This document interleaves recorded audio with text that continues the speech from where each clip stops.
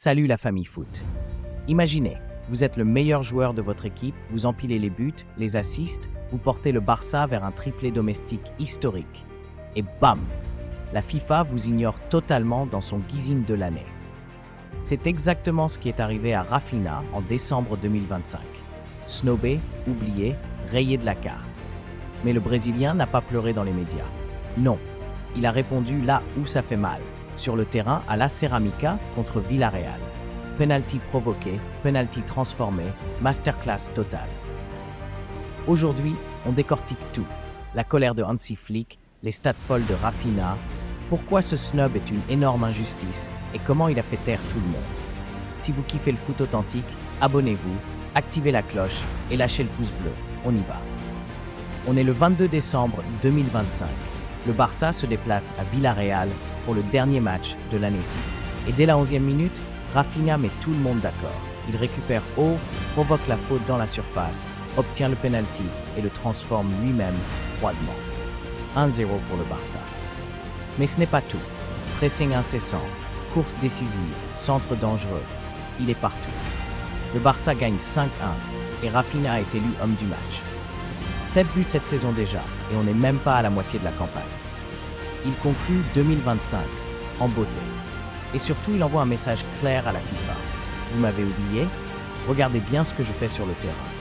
Revenons quelques jours en arrière. Le 18 décembre, cérémonie The Best à Doha. La FIFA dévoile son Zine idéal 2025. On y trouve Pedri, Lamine Yamal, des stars comme Mbappé, Haaland, Rodri, mais pas Rafinha. Zéro, nada. Et là, c'est l'incompréhension totale au Barça. Hansi Flick, en conférence de presse avant le match contre Villarreal, lâche une bombe. Ce n'est pas si grave, car je ne m'attarde pas trop sur le Onze type. Mais la décision de la FIFA est une farce.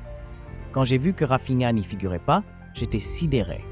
Il a été essentiel pour nous la saison dernière. Il répète même plusieurs fois que c'est une blague, incroyable, injuste pour le Brésilien. Flick n'est pas du genre à critiquer publiquement, donc quand il sort ça, ça pèse lourd. Et franchement, on comprend sa colère. Regardons les chiffres de Rafinha en 2024-2025.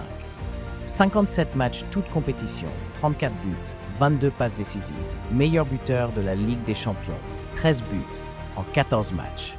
Élu joueur de la saison en Liga, pilier du triplé Barça, Liga, Coupe du Roi, Super Coupe d'Espagne. Malgré 2 mois d'absence pour une blessure aux ischio, il revient et explose tout. Comment peut-on l'ignorer au profit de joueurs comme Cole Palmer ou Jude Bellingham, qui ont eu de très bonnes saisons, mais pas à ce niveau d'impact collectif et individuel? Le vote, capitaine, sélectionneur, journaliste, fan, semble plus récompenser la popularité que la performance pure. Et Rafinha, discret hors terrain, en paye le prix. Pour ceux qui découvrent encore le phénomène, rappelons le parcours de Rafinha. Né en décembre 1986 à Porto Alegre, au Brésil, dans un quartier populaire. Il commence au Havaï, passe par Vitória Guimarães, Sporting CP, Rennes, puis Leeds, où il brille en Premier League. Été 2022, le Barça débourse près de 58 millions d'euros pour le faire venir. Au début, c'est compliqué. Concurrence, adaptation, mais sous Xavi, puis surtout avec Hansi Flick, il devient intouchable. Et le plus impressionnant, sa régularité. Même après sa blessure, il revient à 200%. Flick le dit lui-même, Rafinha est essentiel pour nous. Dans le vestiaire catalan, le snub a fait l'effet d'une bombe. Les joueurs, le staff, les supporters, tout le monde est derrière Rafinha. Sur les réseaux, c'est l'explosion.